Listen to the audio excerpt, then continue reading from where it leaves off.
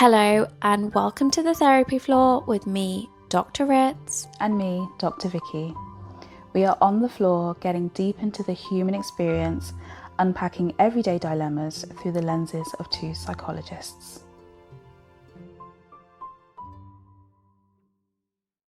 Hello and welcome back to the Therapy Floor. Hey, Dr. Ritz. Hey, Dr. Vicky. How are you doing? Doing well. Yeah. Good today. I was quite tired these last few days. And it was my own doing. Don't you hate that? You would just know, go to bed. Just go to bed. Yeah. I regularly find that if I feel like I've not had an evening, if I've kind of rushed through the day, rushed through the evening, I want to have a wind down time. This is it. So I want to have the wind down. So it was 3 days in a row. Everything just got pushed later. Kids, illnesses, whatnot. Everything got pushed later. Then so our dinner was later. So then wind down was later. And then it was so, it was creeping into usual bedtime time. Yeah. And I thought, no, I still need to wind down. I can't just go to bed. I still need to wind down. And then I did that 2 or 3 days in a row. And then I went out the following night. And then last night was a good sleep. It was a good sleep? It was a good sleep. Yeah. Last night was some bedtime yoga. Oh, I love when I do that. You're so good. No, but it's not a big thing. It's it's 5 minutes. I only do 5 minutes of just stretching. Yesterday was a really good one that I did. It's called body brushing. Have you heard of it? As in with a brush? No, using your hands. Oh, just brushing yourself. Yeah, actually brushing yourself. But it was so nice. It was I was just going through this meditation of different ways of releasing anxiety from your body. And one of them was body brushing. And it was literally sit like this and just brush it. Just brush it. Right. Just brush it. So brushing your arms, brushing your legs, brushing your head. Wow. Just for 4 or 5 minutes. Huh. And I got into bed. Interesting. Yeah. Okay. Yeah. I like that. Try it. Yeah. I'll see. You guys try it. I'm just thinking, oh my gosh, do you know how many routines I have in my life for winding down? What's your favourite one for bedtime? So I've got into the habit of doing a closing shift. When you work in retail or maybe even office, and you kind of close down for the day. So you might have certain rituals, you might close the till, you might hang the clothes a little bit nicer so everything is fresh in the morning. So I do that in the evenings, but for my house. Oh, I like that. So I have a wind down. So a closing shift. Wash the dishes or load the dishwasher. Tidy everything around, prepare for the next day. I was going to say, get it fresh. Get everything for when you fresh, wake up and come so down. when I wake up in the morning, I just have to get myself ready, pick up my bag that's already packed, pick up everything that needs picking up, and then I go. Yeah. And then there's the whole skincare and reading before bed. So you're already doing quite a bit. So I'm doing quite a bit. So I feel to add brushing my body. Yeah. But I like the idea of it. Maybe just when you're watching TV or something. Yeah. Just a random... I guess it doesn't necessarily have to be before bed. Yeah, just a random moment of brushing your body. Yeah. Yeah. Okay. I'll try that. I'll let you know how that goes. Okay. So we've got a dilemma. We have a dilemma. Should I read it out? Yes, please. Okay. So this person says, I've recently lost a lot of weight. I've been yo-yo dieting for years with minimal success. I thought I really have to do something about it and look thinner, as I've been stopping myself from going to social events because of how I look. I thought my confidence would improve now that the weight has come off. However, I still feel the same inside, and I feel as though all my efforts have been wasted. I thought I would want to go out, show my body off, and wear clothes that look nice. When I look in the mirror, I still see the same me. To give more of an idea, my family talk a lot about looks and have always posed a lot of pressure on me to look a certain way. Oh, that's tricky. Yeah. So that's the dilemma. This is a really interesting one. So I work quite a lot with weight and body image. Yeah. And confidence and self-esteem. It's a big part of my work actually in the surgery area that I work in. And I often see two different streams of people. One, and sometimes there's a mix of the two, but there can either be, I want to lose weight for my health, which is I'm having some health scares, or my family have had health scares. I want to increase my life expectancy. I want to be around to have kids, or to see my kids, or for my grandkids. I want to prevent any weight-related medical conditions from occurring. So there's that side. And then there's also this other side as well, which is all about body image and confidence and self-esteem. And I feel like this is what this person is talking about, because they actually haven't said anything about health in all of this. It's all about being thinner. Yeah. And being thinner equates to being more confident. Yeah. And I think we're often sold this idea that is true, and that if you lose weight, you will be happier. Yeah. And you will feel better, and your life will look better, and you will go out and you'll do things that you haven't been doing. And part of that is true, because I think sometimes when we do carry excess weight and we physically can't do the things that we used to be able to do that bring us joy, that can actually develop into symptoms of depression. Yeah. Because we feel quite hopeless and helpless. Yeah, that we're stuck. stuck. We're not doing things that spark, purpose or value in us. So I think that's a very true part of it. But this sounds a bit more like, I thought this was going to be the fix. Yeah. To something that's a bit more deeper. And I think what this person is talking about is self-esteem. Yeah. Yeah. How easy, though, like you say, is it to locate confidence, esteem, self-worth to something external, not fully realising that it's an internal job and an internal job only. Yeah. And you have to do the work. There's no way around it, is there? No. There's absolutely no way. It will catch up with you like it has with this person. Yeah. Yeah. They thought, if I just got thinner, I would be more... Yeah. Yeah. When really what you're dealing with is, self-esteem, but also a real, I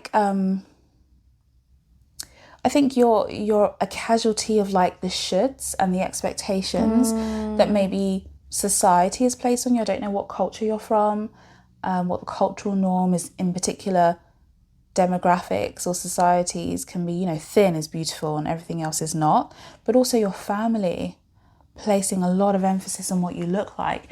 So there is that, you've already kind of been primed. You're like a casualty of externalizing your self-worth.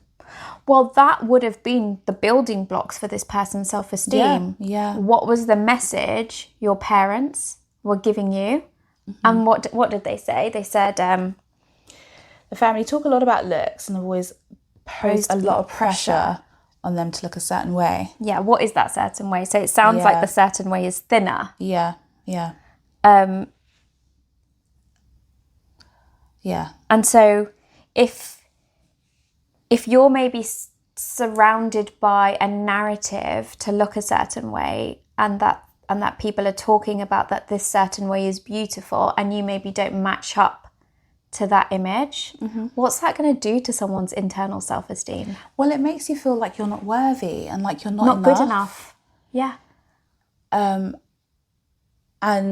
where does it stop, and how do you ever truly feel good enough? Because even though you may think that they're rejecting you because of how you look, but internally we can think they're rejecting me because of me. They're just rejecting me. I'm not enough. I'm not good enough. And that can translate into other areas as well, can't it? Well, then you reject yourself. Yeah. Like you're doing right now. Oh, that makes me feel sad. Yeah.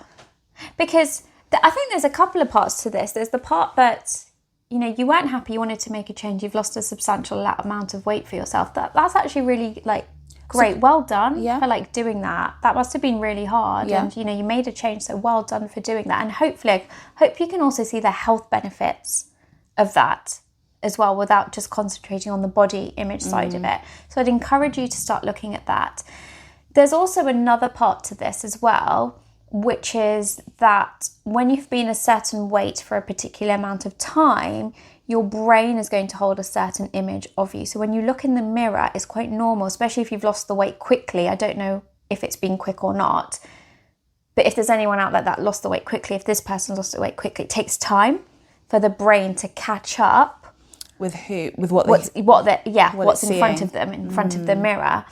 And there's ways that you can practice that, which is actually standing in front of the mirror and just naming physically what you see without judgment. Okay. So, for example, like just touching like your body areas and saying, this is my stomach, and touching your arms or touching your face and just naming parts of your body, but not having judgment attaching to like a label to it, or like this is good, this is bad. Exactly. It just is what it is. This is what it is. Just naming what you see just helps the brain to catch up with where the body is right now. So that's another exercise you could try. But I don't think that's linked to the confidence part. I think the confidence part is what you were saying, is the work has to be far more internal. The inner work. Yeah. And what do you love about you? Yeah. What do you appreciate about you? And it sounds like you may also need to hear it from other people, maybe not your family. Other people that can really like tell you what they see in you. Like, this is the kind of person you are. This is why you're a great person, a lovable person, a worthy person. And have them really call that out in you. This is also making me think, Ritz, about Gestalt therapy and talking to your inner child and going back to that age. I don't know if you can remember like a specific age when you felt like you were not enough, or when you felt like your parents or your family first started to judge you or to try to change how you look. Kind of go back to that age and tell yourself what younger you needed to hear. Yeah. I know you regularly use that, and you even say it to me sometimes, like, what did 5-year-old Vicky need at that point? Yeah. And I want to ask you the same thing. What did you need at that point? Yeah. Have I ever shared the remote control analogy? I'm not sure if you have, but if you have, share it again. Share it again. So a really good one that I learnt when I did some amazing training in Bali. I just had to put that out there because it was in Bali. Well, because my husband, I had the choice of doing it in Newcastle or Bali, and I chose to go and do it in Bali. Of course you did. My husband was like, not impressed. I remember that. I was like, oh wow. Yeah. And the trainer, she did this beautiful thing where we were doing a bit of like role playing of when you're in the therapy room and you've got your client talking to younger versions of themselves. And if they're not able, so get them to say what they heard their parents saying. So get them to say that. And then you have this chair, which is their parents talking to them. And then you walk in as the therapist, and then you get to you teach your client to do it too, but you walk in, you pretend you have a remote control, and you press pause, and you say, I will not let you speak to them like that. Like, you start to talk to them as a grown adult. Say, I will not let you speak to them like that. Like, that is not okay. And then you turn and face the child and say, this is what I want to say to you. I love that. Isn't that beautiful? And that's so powerful. Yeah. It's making me think of times when I've experienced drama therapy as well. And just having that thing acted out, a scene reenacted, and like rewriting the script. Like physically can be so powerful. Because sometimes when these feelings, when these memories are trapped within us and they're trapped at a certain age, it can feel so visceral. Like, it can literally, you can feel it in your body. And having a reparative scenario played out also in a very physical way can be very moving and very transformative. Yeah. I wonder if you could either if you can't do it for yourself, maybe you can explore therapy, because I would recommend therapy in this instance. I really would as well. Whether you can explore schema therapy, Gestalt therapy, drama therapy, or even EMDR. Because actually I think something like this can be quite traumatic. Absolutely. Because it's interfering with your sense of identity and your sense of self, which permeates every area of your life. It dictates how we live, how we walk, how we move through the world, how we interact with other people. So your sense of self being such a core foundation to your life experience, I really would encourage you to get some support with this.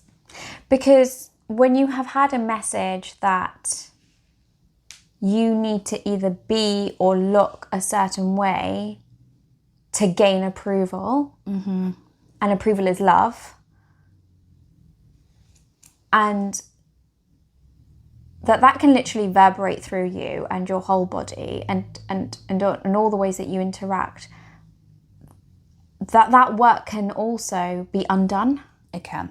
Yeah. It can be picked apart slowly, and you can build yourself back up to have a different core belief, to have a different experience of self-esteem, and one that is a good one, based more on fact and reality. And yeah so it is possible, but I'd say the work is not yet done. Like, well done for achieving something, and I hope that you also did it for yourself and not just for other people, but well done on achieving something that you found quite difficult to do.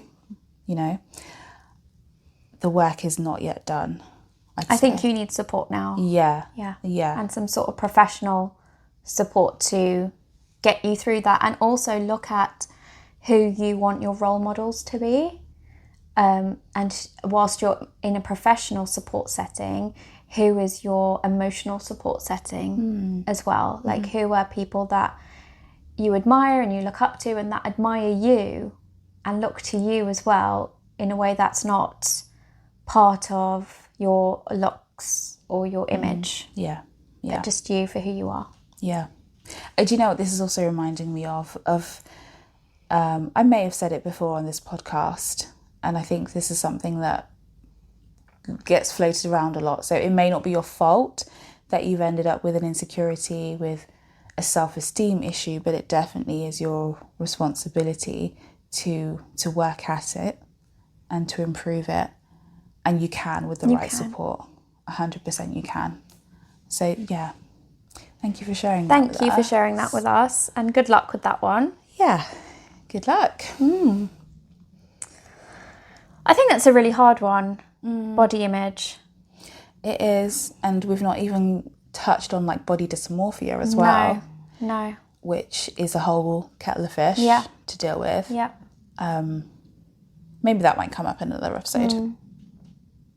But yeah, for anyone else that's struggling, or if you get anything from this, just share it with us. We're always open and always keen to hear from you. So please comment below, or like and subscribe on our socials, and you can always drop us a message on there as well. Yep.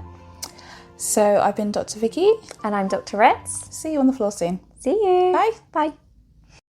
This is Dr. Ritz. And Dr. Vicky. Remember to like, subscribe and follow us on our social media channels.